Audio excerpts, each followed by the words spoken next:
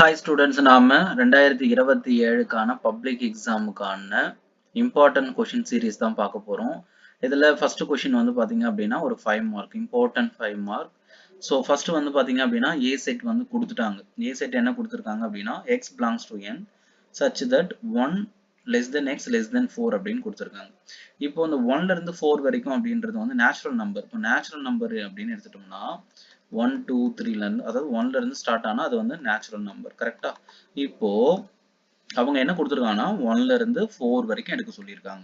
ஆனா அதுக்கு less than simple கொடுத்துருக்காங்க. லெஸ் தென் சிம்பிள் கொடுத்தா இந்த 1ஐயும் 4ஐயும் எடுக்கக்கூடாது. அதுக்கு முன்னாடி இருக்கிற வேல்யூஸ் தான் எடுக்கணும். அப்போ இங்க என்ன இருக்கும் பாருங்க, இந்த 1ம் எடுக்கக்கூடாது, 4ம் எடுக்கக்கூடாது. அப்போ ரிமைனிங் என்ன வேல்யூ இருக்கு? 2வும் 3யும் தான். அப்போ ஏ செட் வந்து பாத்தீங்க அப்படின்னா நம்மளுக்கு 2வும் 3யும் தான் ஏ செட்.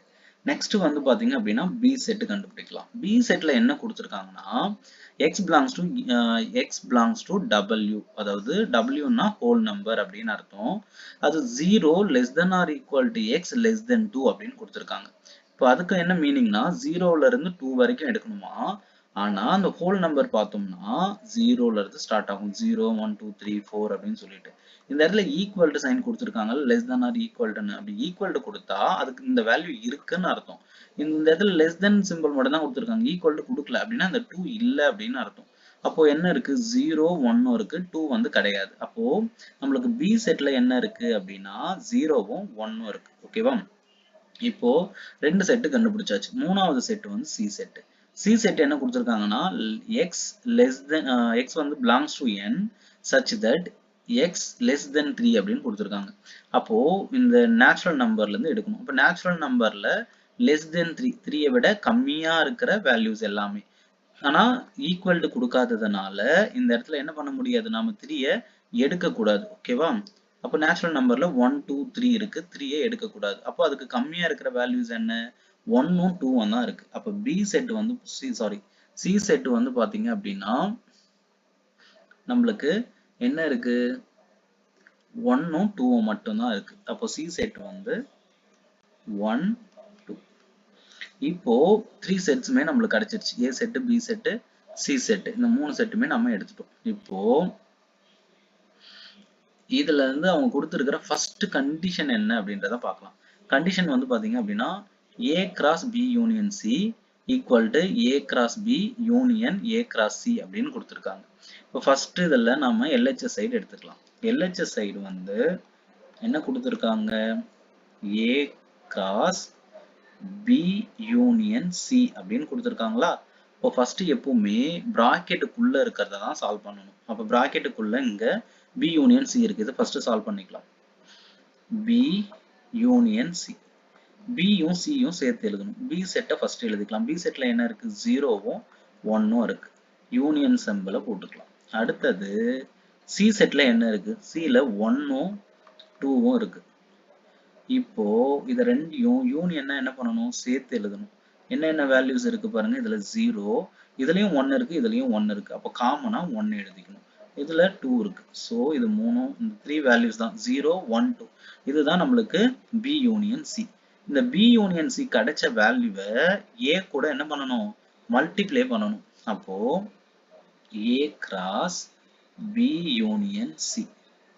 ஃபர்ஸ்ட் இதுல A செட்டோட வேல்யூ என்னவோ அதை எழுதணும். A செட்ல என்ன இருக்கு? 2வும் 3யும் இருக்கு. அதை இங்க காப்பி பண்ணிக்கலாம். 2வும் 3யும் இங்க கிராஸ் கொடுத்துருக்காங்க. ஸோ கிராஸ் ப்ராடக்ட் போட்டுட்டு இங்க B union C. B union Cன்றது இப்போ நம்ம இங்க கண்டுபிடிச்ச இந்த வேல்யூ தான் B யூனியன் C. என்ன இருக்கு? 0 1 2 இருக்கு. ஓகேவா? இப்போ இது ரெண்டுத்துக்கும் நாம கிராஸ் ப்ராடக்ட் எடுத்தோம் அப்படின்னா ஆர்டர் பேர்ல எழுதணும். ஆர்டர் பேர்ல எழுதும் போது இந்த 2வை எடுத்துக்கிட்டு இந்த 3 வேல்யூஸ்க்கும் எழுதணும். 0 1 2க்கு. அப்ப என்ன வரும்னா 2வை எடுத்துட்டா 2, இந்த இடத்துல 0 இருக்கா? 2 0 2, 0. இந்த 2வை எடுத்துட்டு இந்த 1 கூட எழுதணும். அப்ப என்ன வரும்? 2, 1. அகைன் இந்த 2வை எடுத்துட்டு இந்த 2 கூட எழுதணும். அப்ப 2, 2. நெக்ஸ்ட் ஆர்டர் வந்து பாத்தீங்கன்னா இந்த 3 எடுத்துட்டு அதே மாதிரி இந்த 3 வேல்யூஸ்க்கும் எழுதணும். 3, 0. அடுத்து இந்த 3 எடுத்து 1 கூட எழுதணும். 3, 1. அடுத்தது 3, 2. இதுதான் நம்மளுக்கு LHS சைடு இருக்கிற வேல்யூஸ் கண்டுபிடிச்சாச்சு. அடுத்தது RHS சைடு பார்க்கணும். RHS சைடுல என்ன கண்டிஷன் கொடுத்திருக்காங்க பாருங்க. RHS சைடுல நம்மளுக்கு A cross B union A cross C. So இதை நாம ஒரு டைம் காப்பி பண்ணிக்கலாம். என்ன கொடுத்திருக்காங்க கண்டிஷன்? A cross B இதுக்கு யூனியன் A cross C ன்னு கொடுத்திருக்காங்க. பிராக்கெட்டுக்குள்ள இருக்கிறது ஃபர்ஸ்ட் A cross B யும் அடுத்தது A cross C யும் இது ரெண்டும் கண்டுபிடிச்சிட்டு தான் அடுத்து அந்த கிடைக்கிற ஆன்சருக்கு தான் என்ன எடுக்கணும்? யூனியன் எடுக்கணும். ஓகேவா? ஃபர்ஸ்ட் நாம A cross B எடுத்துக்கலாம். A cross B அப்படின்றது A செட், Aக்கு பதிலா A செட்டை காப்பி பண்ணிக்கலாம். A செட்ல என்ன இருக்கு? 2வும் 3யும் இருக்கு. கிராஸ் போட்டுட்டு B செட்ல என்ன இருக்கு? B செட்ல வந்து 0வும் 1ம் இருக்கு. கரெக்டா? இப்போ இதுக்கு கிராஸ் ப்ராடக்ட் கொடுத்ததுனால ஆர்டர் பேர்ல எழுதணும். இந்த 2 எடுத்துக்கிட்டு இந்த ரெண்டு வேல்யூக்கு எழுதணும். அப்ப என்ன ஆகும் பாருங்க? 2,0 2,1. அடுத்தது இந்த 3 எடுத்துக்கிட்டு இந்த ரெண்டு வேல்யூக்கு எழுதணும். 3,0 3,1. இது ஒரு ஆர்டர் எழுதியாச்சு. அடுத்தது நம்ம A cross C கண்டுபிடிக்கணும். A cross C எடுத்துக்கலாமா? A செட்ல என்ன இருக்கு? 2வும் 3யும் இருக்கு. கிராஸ் இந்த Cக்கு பதிலா C செட்டோட வேல்யூ காப்பி பண்ணிக்கலாம். C செட்ல என்ன இருக்கு? 1ம் 2வும் இருக்கா?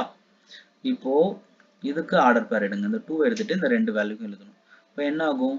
2,1 திரும்ப இந்த 2 எடுத்து இந்த 2 கூட 2,2. அடுத்தது இந்த 3 எடுத்துக்கிட்டு 1 கூட எழுதணும். 3,1 3,2. ஸோ நம்ம இப்போ A cross B யும் கண்டுபிடிச்சிட்டோம், A cross C யும் கண்டுபிடிச்சிட்டோம். இந்த ரெண்டு வேல்யூக்கு தான் என்ன எடுக்கணும்? யூனியன் எடுக்கணும். அப்போ யூனியன்னா சேர்த்து எழுதணும் ரெண்டு வேல்யூஸும்.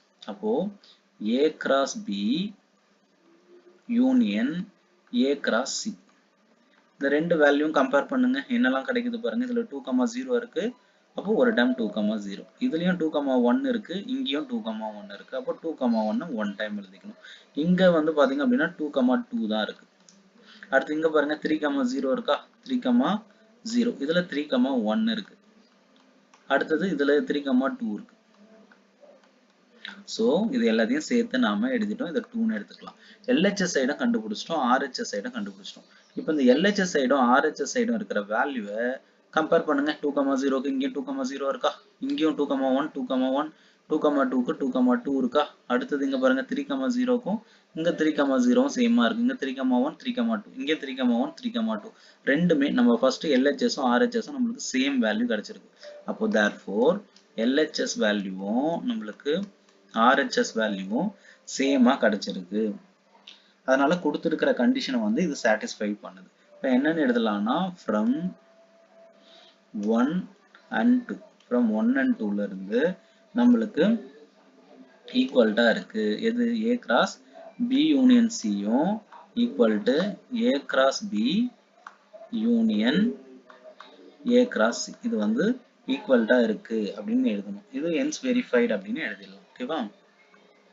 hence verified. ஏன்னா அவங்க வெரிஃபை பண்ண சொல்லி இருந்தாங்கல்ல, அப்போ hence verified அப்படின்னு எழுதிடணும். ஓகேவா? ஸோ இதுதான் நம்மளுக்கு இம்பார்ட்டன்ட் 5 மார்க் கொடுத்துருக்கிறதுல நம்மளுக்கு ஃபர்ஸ்ட் 5 மார்க் இதுதான். ஸோ இதை கிளியரா போட்டு வச்சுக்கோங்க.